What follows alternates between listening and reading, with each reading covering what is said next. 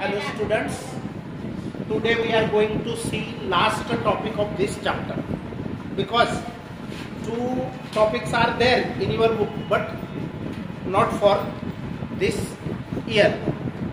These are deleted for your syllabus only for this year. तर आपण जे पाहणार आहे ते काय आहे? आपण काल दोन प्रकारचे प्रॉडक्ट आहेत. वेक्टरचे किती प्रकारचे प्रॉडक्ट असतात? Vectors can be multiplied by two types, by scalar और dot product. First type we have seen already and second type vector product और cross product of two vectors. अरे वेक्टरचे मल्टिप्लिकेशन दोन टाइपचे करता येतात. पहिला स्केलर टाइप. स्केलर टाइप मध्ये आपण काय पाहिलं होतं? वेक्टर ए डॉट लिहायचं होतं, वेक्टर बी आणि याचा आन्सर काय यायचं? A B cos of theta. If theta is the angle between two vectors, if theta is the angle between two vectors, then answer dot product of two vectors, the answer is this. What is this? Product of magnitude of both the vectors and cosine of the angle between the two vectors is the answer. इथं डायरेक्शनचा काही संबंध नव्हता. Scalar और dot product मध्ये डायरेक्शनचा काहीही संबंध नव्हता, बरोबर. पण आता जो वेक्टर प्रोडक्ट पाहणार आहे आपण, vector product of two vectors, हा डायरेक्शनेबल किंवा डायरेक्शन डिपेंडेंट प्रोडक्ट आहे. आता डायरेक्शन डिपेंडेंट कसा तर ते आपण बघणार. बघा, अगोदर आपण डेफिनेशन शिकूया. ती स्केलर प्रोडक्टची जी डेफिनेशन होती तसेच आहे, फक्त इथं साइन आहे. काय आहे? फक्त साइन आहे. इथं क्रॉस लक्षात ठेवा. तर याला क्रॉस प्रोडक्ट पण म्हणतात कारण याला लिहिताना दोन वेक्टर मल्टिप्लाइड शो करायचे असतील तर this sign, cross sign should must be used. हे वापरावंच लागेल. हे नाही वापरलं तर त्याला डॉट प्रोडक्ट समजला जाईल. म्हणून हे वापरणे म्हणजेच वेक्टर प्रोडक्ट करणे. हा डायरेक्शन डिपेंडेंट प्रोडक्ट आहे. हा बघा, हा क्रॉस वापरला म्हणून याला क्रॉस प्रोडक्ट पण म्हणतात. आता याची डेफिनेशन काय आहे? Cross product of two vectors is a third vector, is a third vector. Cross product of two vectors is a third vector. तिथं थर्ड वेक्टर नव्हता, डायरेक्ट आन्सर येत होते A B cos theta. Cross product of two vectors is a third vector whose magnitude is equal to, याचं magnitude हे असेल, whose magnitude is equal to product of magnitude of both the vectors and sine of the smaller angle between the two vectors. He definition बघा, समजले का? Cross product of, नाही काय लक्ष नाही तुमचं, cross product of two vectors is a third vector. दोन वेक्टरचा क्रॉस प्रोडक्ट केला तर तिसराच वेक्टर तयार होतो.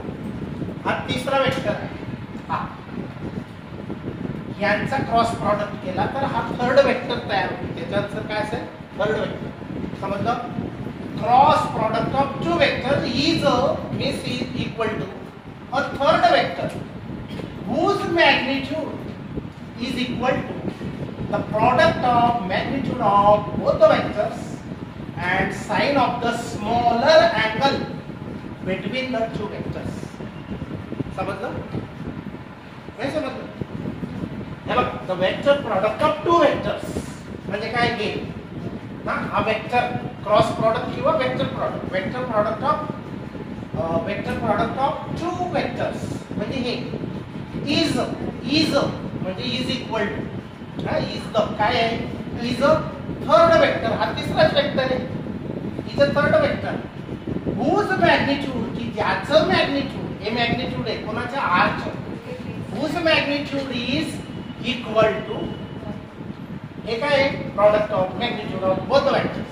whose magnitude is equal to the product of magnitude of two vectors. कोणते?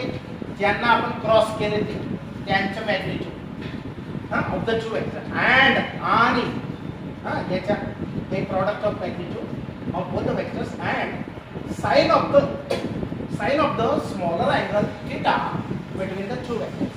समजलं? vector product or cross product of two vectors is a third vector whose magnitude is equal to product of magnitudes of both the vectors and on side of the smaller angle theta between the two vectors. आता हे answer आहे, याचं answer हे आहे, याचं answer हा पण आहे आणि याचं मॅग्निट्यूड हे आहे. आता या वेक्टरचं capital R is the resultant vector कोणाचा, यांचा आन्सर हा थर्ड वेक्टर. कसं आला ते बरोबर समजेल. याचं मॅग्निट्यूड हे आहे पण याची डायरेक्शन, आता या आन्सर मध्ये हा यू आर काय दिसत आहे, U R is the unit vector in the same direction of the resultant vector. या आर चा तो शिपाई वेक्टर आहे, बरोबर, यू आर. मग इथं डायरेक्शन पण आली, मॅग्निट्यूड पण आलं ना. मागच्या वेळेस होता का नाही, इथं फक्त कॉस थिटा होता, हे बी कॉस थिटा, पण इथं डायरेक्शन पण इम्पॉर्टंट आहे या आर ची. हे नाही सांगितली तर हा क्रॉस प्रॉडक्ट होऊ शकत नाही, हे इम्पॉर्टंट आहे. हा काय आहे, unit vector in the same direction as that of the vector R. आरच्या डायरेक्शनला आहे यू आर. अरे आरचा युनिट वेक्टर आहे हा, याची डायरेक्शन सांभाळायचं काम हा करेल आणि त्याचं मॅग्निट्यूड हे एवढं ए बी साईन थिटा. बस समजलं डेफिनेशन समजली. आता बघा, द मॅग्निट्यूड ऑफ आर, हा जो वेक्टर आर आहे हा किती मोठा असेल, हा याचा आन्सर किंवा magnitude of R is equal to magnitude, फक्त मॅग्निट्यूड किती आहे ए बी साईन थिटा, आणि थिटाची व्हॅल्यू काय असेल, more than 0 but less than पाय. बरोबर, पायची व्हॅल्यू किती असते डिग्रीज मध्ये, पाय हा रेडियन मध्ये 180 degree, 180 degree equals to pi radian. Pi मध्ये सांगणे म्हणजे रेडियन मध्ये सांगणे, आणि डिग्रीज 180 डिग्री. आता दोन वेक्टर आहेत बघा, consider two vectors, vector A and vector B, inclined by some angle. त्यांच्यामध्ये काहीतरी अँगल आहे, let theta be that angle. If we take the product, cross product of these two vectors, कसा product घेतला, A cross बी असा घेतला, असा लिहिला, याचा अर्थ ए कडून बी कडे गेले. बघा, what is the direction of arrow, तुम्ही कसे गेले, ए टू बी गेले, तर आन्सर काय येईल, हा आर येईल, हा वेक्टर आर आहे. म्हणजे तुम्ही असे केले, कसे केले, असं फिरवलं ए बी ला. आता बघा, हे कसं काय, ह्यांचा रिझल्ट हा येईल. शक्तिमान सिरियल सगळ्यांनी पाहिलेली, त्याला जर बिल्डिंग वर जायचं असेल तर तो असा फिरायचा का असा फिरायचा, आणि खाली उतरायचा बिल्डिंग वरून तो कसा फिरायचा. हे बघा, असा जर फिरला तर वरती जायचा, लक्षात ठेवा, अजून पण बारीक लक्ष द्या. असा फिरला शक्तिमान असा तर वरती चढायचा तो, बरोबर की नाही, आणि असा फिरला असा तर तो खाली यायचा. हे म्हणजे स्क्रूचं तत्व आहे, right handed screw. Screwvala tight करायचे, असं फिरवणार की नाही, खाली जाईल की नाही. त्याचा रिझल्ट काय झाला, असं फिरवण्याच्या खाली, म्हणून तो खाली गेला. असं जर फिरवलं, हा असं म्हणजे याला काय म्हणणार आपण, क्लॉकवाईज. क्लॉकवाईज फिरले तर खाली, आणि अँटी क्लॉकवाईज फिरले तर वरती रिझल्ट असतो. मग हे अँटी क्लॉकवाईज आहे म्हणून वरचा रिझल्ट. हे आर दोघे सारखेच आहेत पण डायरेक्शन डिफरंट आहे दोघांची. याचा रिझल्ट वेगळा, याचा रिझल्ट वेगळा. याला आपण मॅग्निट्यूड मध्ये सेम आहे, हे दोघं वेक्टर, वेक्टर आर सेम आहे, आपण आरच आहे, पण डायरेक्शन अपोजिट आहे, मायनस साइन वापरले त्याच्यासाठी. म्हणजे हे दोन जर आपण प्रॉडक्ट केले, डायरेक्शन चेंज केले. इथं काय सांगितलंय, cross product A to be, ए कडून बी कडे गेले, ए कडून बी कडे गेले, तर आन्सर काय मिळेल, जे पण आन्सर मिळेल ए ते इक्वल नसेल कोणाच्या आन्सर सारखं, बी कडून ए कडे आहे, बी कडून ए कडे आहे, त्याचा आन्सर मॅग्निट्यूड सेम राहणार, मॅग्निट्यूड दोघांचा सेम राहणार, म्हणजे ही लेंथ या रिझल्टंट वेक्टरची सेम राहणार, फक्त डायरेक्शन काय राहील, अपोजिट राहील याची. ही डायरेक्शन कशी समजायची मग, राईट हँडेड स्क्रू, शक्तिमान. आणि अजून दुसरं उदाहरण देतो, राईट हँड थंब रूल 9-10 मध्ये शिकलेले. किंवा पाण्याचा ग्लास घ्या, काचेचा घ्या का स्टीलचा घ्या, थोडासा खाली लावू द्या, 1-1.5 इंच पाण्याने भरा आणि त्या ग्लासला असं फिरवा. पाणी त्या ग्लासमधलं पाणी फिरायला पाहिजे असं, तर ते पाणी वरती उसंडी मारतं. म्हणजे हा ग्लास इकडे इथं असा समजा, इतकं खाली पाणी. तुम्ही जर का इकडे फिरवलं तर असा डोंगर तयार होतो पाण्यामध्ये, छोटासा डोंगर, माहिती ना, माउंटेन सारखा. आणि जर त्याच ग्लासला तुम्ही असं फिरवलं तर खाली खोल खड्डा पडतो भोवऱ्यासारखा. आणि हे लहान मुलं बरोबर खेळतात, त्यांची आंघोळ चालू असते तेव्हा पातल्यामध्ये असं फिरव तसं फिरव. हे पहिले की नाही ऑब्झर्व केलं की नाही, हीच आणि हे एकदम फॅमिलियर एक्झाम्पल दिलं हे समजण्यासाठी.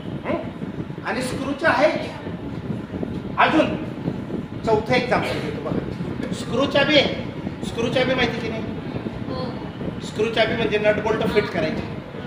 आता नट टाईट करायचं आहे, खाली पाठवायचं आहे, फर्निचरमध्ये वूडमध्ये असेच फिरवतात की नाही, तरच तो खाली जाईल.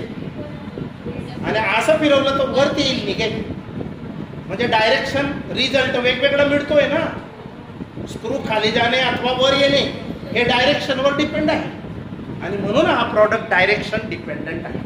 म्हणून याला क्रॉस प्रॉडक्ट किंवा वेक्टर प्रॉडक्ट असे म्हणतात. वेक्टर प्रॉडक्ट, वेक्टरला direction as well as magnitude आहे. ही डायरेक्शन आहे, ही मॅग्निट्यूड. आता या आन्सरला डायरेक्शन कोणती, याचीच डायरेक्शन. हा आर स्मॉल वापरला आहे, आपण कॅपिटल पण घेतलं इथं, capital R unit vector in the same direction as that of vector R. समजलं मग या दोघांचा आन्सर असं का बरं, समजलं की नाही. यांचं आन्सर हे आहे, याचं आन्सर हे आहे. सॉरी, इथं माझ्याकडनं काय मिस्टेक झाली, बी क्रॉस ए पाहिजे, मिस्टेक झाली, बी क्रॉस ए बरोबर. आणि जर आपल्याला जबरदस्ती याच्या इक्वल टू हे लिहायचंच असेल तर मायनस साईन द्या. म्हणजे काय, A cross B equal to B cross A लिहायचाच असेल तर दोघांपैकी म्हणजे याला मायनस द्यायचे.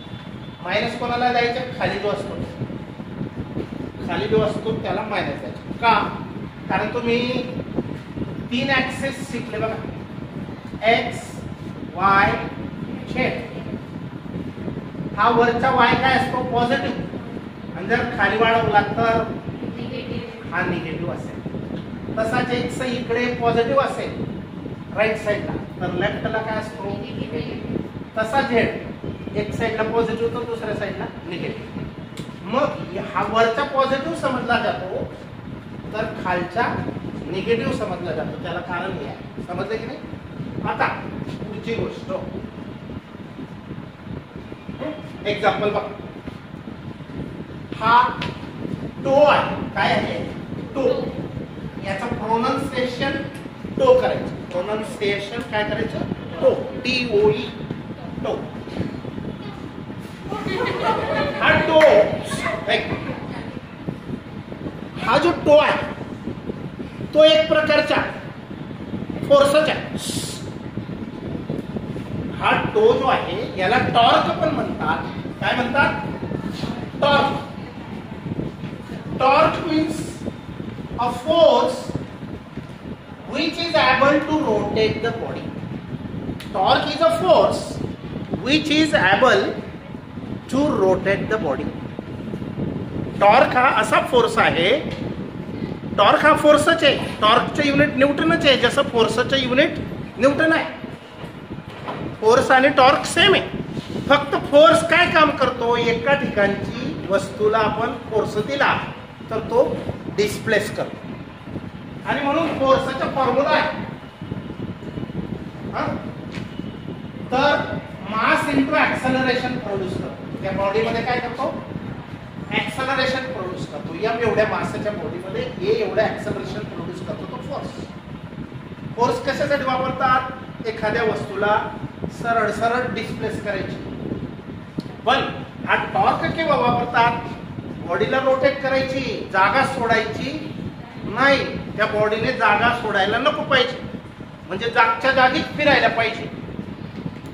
जागच्या जागी फिरवण्यासाठी जो फोर्स द्यावा लागतो त्यालाच टॉर्क म्हणतात. आता फॉर एक्झाम्पल इकडे लक्ष द्या, हा दरवाजा आहे, या दरवाजाला लक्ष द्या, या दरवाजाला हा टॉर्क दिला, काय दिला, टॉर्क. किंवा तिकडून इकडून पण देऊ शकतो, इकडे रोटेट होईल, इकडून दिला तिकडे दिला. आणि ही बॉडी रोटेट झाली ना अराउंड दिस ऍक्सिस, हा ऍक्सिस आहे की नाही, दिस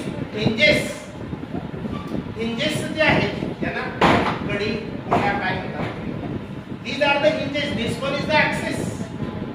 हा दिला फोर्स, लक्ष द्या, हा दिला फोर्स, समजते का, लक्ष द्या. मी जर हा फोर्स इथं दिला, इथं दिला, इथं दिला आणि इथं दिला, काय फरक पडतो, नॉट ऑब्झर्व, व्हेरी रोटेट. पण जितकं जवळ येणार ऍक्सिसच्या तितका फोर्स जास्त द्यावा, जितकं दूर जाणार तितका कमी फोर्स मध्ये पण तो सहज चालला. आता हा डिलाय म्हणून प्रॉब्लेम देतोय, बरोबर आहे की नाही, डिलाय म्हणून प्रॉब्लेम देतोय. आता बघा, मी इथे जर फोर्स दिला जास्त द्यावा लागतो, अजून सरकतो इकडे, त्याच्यापेक्षा थोडा कमी द्यावा लागतोय, आणि इथे जर दिला बिलकुलच कमी द्यावा लागतो. मग हे जे डिस्टन्स आहे याला मोमेंट आर म्हणतात. काय म्हणतात, मोमेंट आर. आणि हा जो फोर्स दिला मी या डायरेक्शन त्याला एफ म्हणतात. आणि मोमेंट आर्म आणि एफ यांचं क्रॉसिंग हे परपेंडिक्युलर आहे. ते आर असा आडवा आहे ना, डिस्टन्स आर कोणाला म्हणतात, मोमेंट आर्म कोणाला म्हणायचं, distance from the point of application of force to the axis is called moment R. R हे अंतर कोणतं आहे, जिथं फोर्स दिला तुम्ही त्या पॉइंट पासून तर ऍक्सिस पर्यंतचे अंतर त्याला म्हणायचं आर. हा, yes yes yes, don't disturb, go. R cross F या दोघांच्या सांभाळा सांभाळा 23,000. आर क्रॉस एफ चा अर्थ काय होतो, अरे याचा अर्थ समजला का, हा लावला तो फोर्स बोटाने आणि हे अंतर, दोघं वेक्टर्स आहेत आणि परपेंडिक्युलर म्हणजे क्रॉस आहेत, ते एकमेकांना काय आहे, क्रॉस होतात आणि त्यांच्यानुसार टॉर्क येणार. आता हे काय आहे अजून शिकणार ते आपण फोर्थ चॅप्टर मध्ये, फोर्स चॅप्टर मध्ये. हे पण तसंच आहे, ही लिनियर वेलोसिटी, ही अँग्युलर वेलोसिटी. लिनियर वेलोसिटी म्हणजे काय, लाईन मध्ये जी वेलोसिटी आहे सरळ in a straight line, that is V. आणि अँग्युलर वेलोसिटी म्हणजे काय, एक गोल बॉडी सरकली, इथून इथं सरकली, हा अँगल चेंज केला, अजून सरकली 1 सेकंदाला, अजून 3ऱ्या सेकंदाला सरकली, म्हणजे दर सेकंदाला जो अँगल चेंज करते, म्हणून हिला अँग्युलर वेलोसिटी म्हणतात. ओमेगा, हा डब्ल्यू नाही आहे, काय ओमेगा. आणि हे जे डिस्टन्स आहे रेडियस, हे रेडियस आहे, हे सर्क्युलर मोशनचं एक्झाम्पल आहे. Linear velocity is equal to radius into angular velocity. हे 12वीला आहे. एक एक्झाम्पल दिलं तुम्हाला, नको द्यायला पाहिजे होतं, काहीतरी तर माहिती पाहिजे, दुसरं नाही सापडलं म्हणून ते देऊन टाकलं, पण मी एक्सप्लेन करणार म्हणून त्यांनी दिलं 12वीच्या पण. आता तसंच एक क्यू हा चार्ज, तो व्ही एवढ्या वेलोसिटीने, व्ही एवढ्या मॅग्नेटिक फील्ड मध्ये तो जात आहे. आता मॅग्नेटिक फील्ड कसं तयार करतात,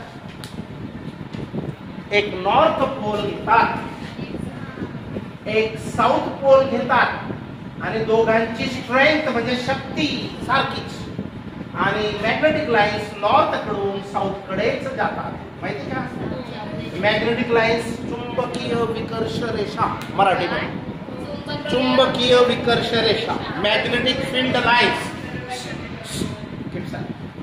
यांना हे फील्ड दिसत नाही, अदृश्य आहे, बरोबर, नॉट विजिबल टू अस. मग याच्यामध्ये आपण एक चार्ज पाठवला असा जोराने क्यू, तो किती वेलोसिटीने गेला, v एवढ्या वेलोसिटीने गेला. हे फील्डचं जी पॉवर आहे ती किती आहे, b, ज्याला मॅग्नेटिक फील्ड इंडक्शन म्हणतात.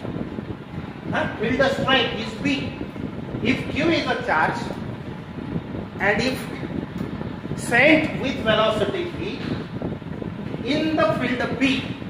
आता v ला b कसा आहे, क्रॉस आहे, v ला b क्रॉस आहे, दोघं वेक्टर आहेत आणि जर q हा चार्ज तो स्केलर आहे, तर याचा आन्सर हा फोर्स आहे.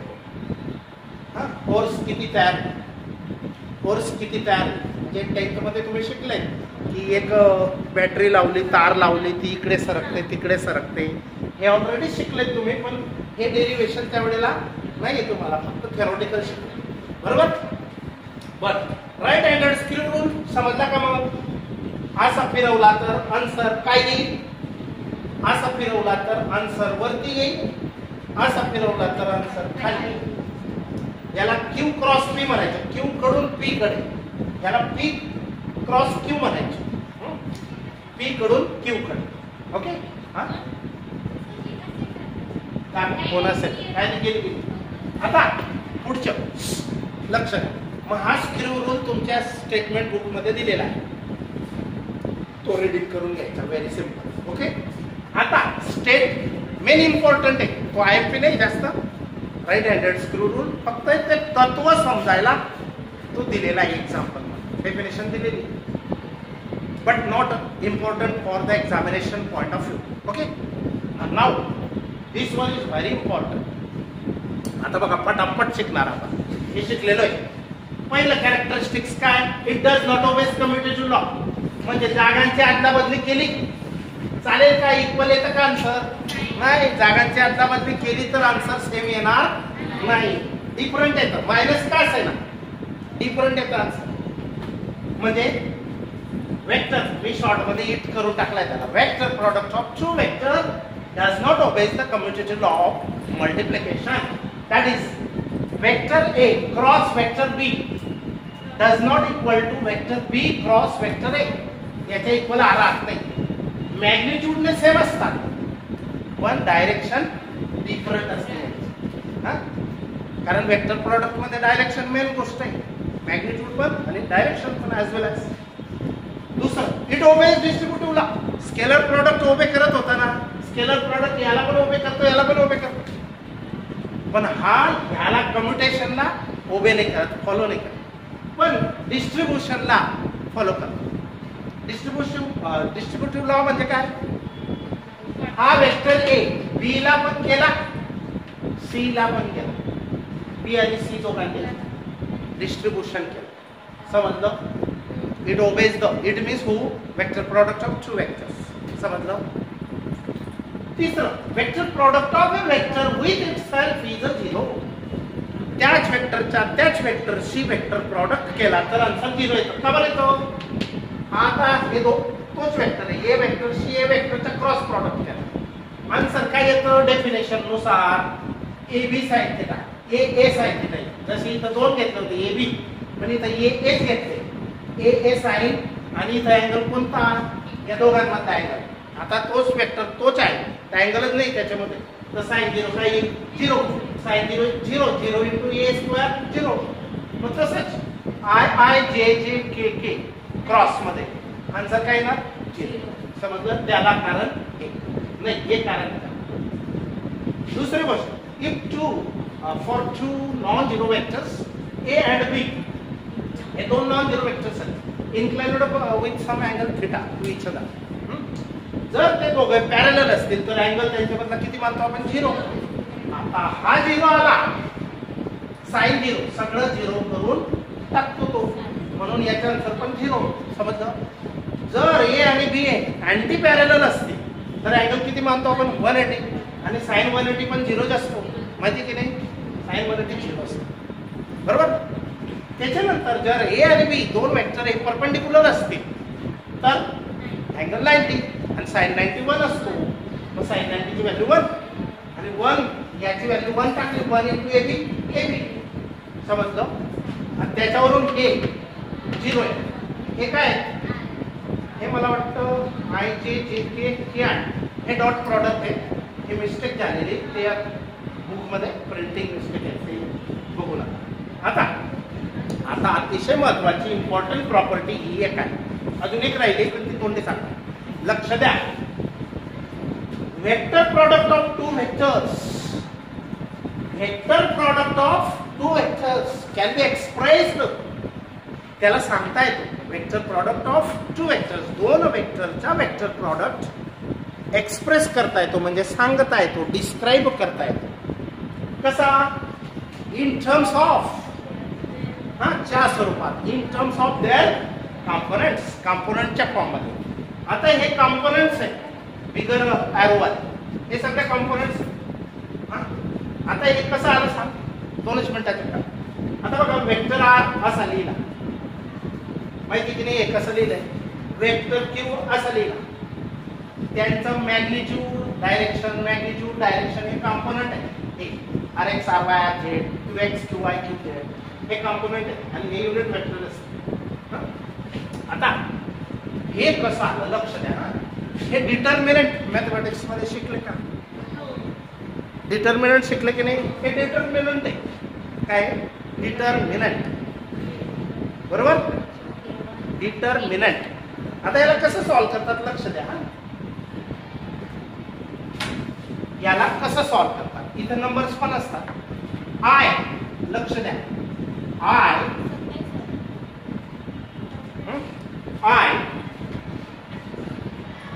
नंतर हा घेतला आय, त्याच्या खालचे स्किप करायचे. स्किप म्हणजे वापरायचे.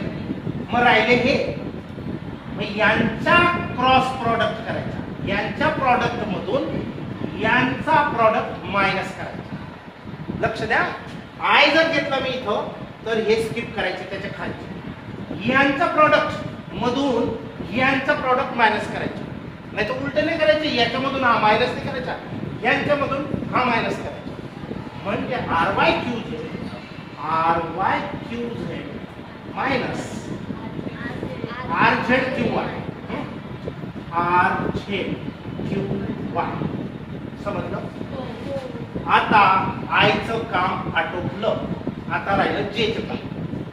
मधल्याला मात्र इथं मायनस घेतात, मायनस जे. मधल्याला मायनसच घेतात सोडवताना, लक्षात ठेवायचं रूल. आता काय करायचं? ह्याला स्किप करायचं. मधल्याला जे घेणार ना तुम्ही इथं त्याच्या खालचे स्किप करायचे आणि राहिलेल्यांचा क्रॉस प्रॉडक्ट म्हणजे आर एक्स क्यू झेड याच्यामधून हा मायनस का, नाही तर याच्यामधून हा मायनस नका करू, उलट होणार.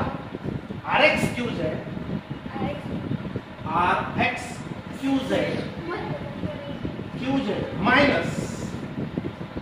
Z minus R Z Q X, R Z Q X. बरोबर? आता राहिला के, तो प्लसच घेतात. फक्त मधला मायनस घ्यायचा आणि सारखंच करायचं. आता के स्किप करा. R X Q Y minus R X Q Y minus R Y Q X. हे उलटे सुलटे झाले, चालतं. R Z sorry R Y Q X. आता हेच आन्सर हे आहे. बघा, चेक करा. हे बघा, हा आय पुढे लिहिला काय, मागे लिहिला काय, मल्टिप्लायचे. बरोबर? हा आय जसा तसा. मग आर वाय क्यू झेड हे minus R Z Q Y हे आलं पहिलं. बरोबर? दुसरा हा जे फक्त. आता याने काय केलंय, जर तुम्हाला इथं प्लस करायचं असेल तर हे उलटे करायचे. त्याने ते केलंय. पण असं जरी केलं तरी चालेल. कोणतं?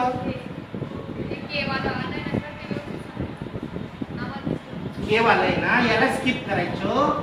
यांच्या प्रॉडक्ट मधून यांचा प्रॉडक्ट मायनस करायचं. हे बघा, R X Q Y minus Q X R Y किंवा आर वाय क्यू एक्स. समजलं? आता त्याने जे हा प्लस घेतलाय, जर प्लस घेतला इथं तर हे अगोदर हे इंटरचेंज करायचं, जर इथं मायनस घेतला तर इंटरचेंज नाही करायचं. हे म्हणजे हेच आहे. आता काय केलंय बघा, याला जर प्लस केलं तर हा RZQX इथं लिहायचा अगोदर आणि हा RXQZ इथं घ्यायचा आणि G प्लस घेतलाय म्हणून हे इंटरचेंज करायचे. जर प्लस घ्यायचं असेल तर हे इंटरचेंज करायचे, पण आपल्याला ते इंटरचेंज करायचं ताण नको म्हणून फक्त जेला मायनस घ्यायचं आणि आपली जी पद्धत आहे याच्या प्रॉडक्ट मधून याच्या प्रॉडक्ट मायनस करा ती सेम ठेवा. हे म्हणजेच हे आहे की नाही. आता राहिलं हे के बघ, हा के RXQY आहे मायनस RYQX आहे, हे सेम. समजलं? म्हणजे जर आन्सर असा आला, यांचा क्रॉस प्रॉडक्ट केला कोणाच्या R क्रॉस Q, तो लिहिणार कसा? हा क्रॉस प्रॉडक्ट लिहिणार कसा हे लक्ष द्या. R क्रॉस Q केला तर हा R लिहिणार कोणता? हा R इथं ठेवा, क्रॉस हा Q इथं लिहा आणि ते तीन तीन टर्म्स होते की नाही, एकाने दुसऱ्याला दुसऱ्याने केला, जे केलं होतं ना काल ते जर केलं तुम्ही तर हे आन्सर येतं आणि हे म्हणजेच डिटर्मिनंट आहे. आता अजून एक गोष्ट लक्ष द्या, बोलू ना. Just minute, just minute. Topic संपायला पाहिजे, समजायला पण पाहिजे. एक I क्रॉस J जर केला, I क्रॉस J जर केला तर आन्सर K येतो. काय येतं? आता इथं हे दोन आडवे आहेत खाली जमिनीवर आहेत समजा. वेक्टर ए बी कसे आहेत? हा ए हा बी असे फिरवले तर उत्तर असेल ए. मग आय आणि जे हे कसे आहेत? परपेंडिक्युलर आहेत ना. आय आणि जे कसे आहेत? परपेंडिक्युलर. आन्सर काय? के. बरोबर की नाही? मग आय क्रॉस जे के असतो, नंतर जे क्रॉस के, हा जे क्रॉस के उरलेला असतो, उरलेला. ही घड्याळ लक्षात ठेवा. जे क्रॉस के केला तर आन्सर आय येतो आणि के क्रॉस आय केला, के क्रॉस आय केला तर आन्सर जे. आता इथं मी एक सिरियल मेंटेन केली आहे, अँटी क्लॉकवाईजच गेलोय, पण तुम्ही याला उलट जर लिहिलं, जे क्रॉस आय गेले तर इथं मायनस. लक्ष द्या, मी अशी घड्याळला बाण का दाखवले? Clockwise, sorry anti clockwise. हे आन्सर याचं असतं. आणि हे जर तुम्ही उलटे केले, जे आय इकडे जे आय असं केलं तर आन्सर काय मिळेल? Minus K. हा लक्षात ठेवा. हे पण तसंच के जे, के क्रॉस हे minus I, I cross K minus जे. ओके, असं ते येतं. हे घड्याळ लक्षात. ओके, एक लास्ट राहून गेलं, बघू आपण. जाऊ दे.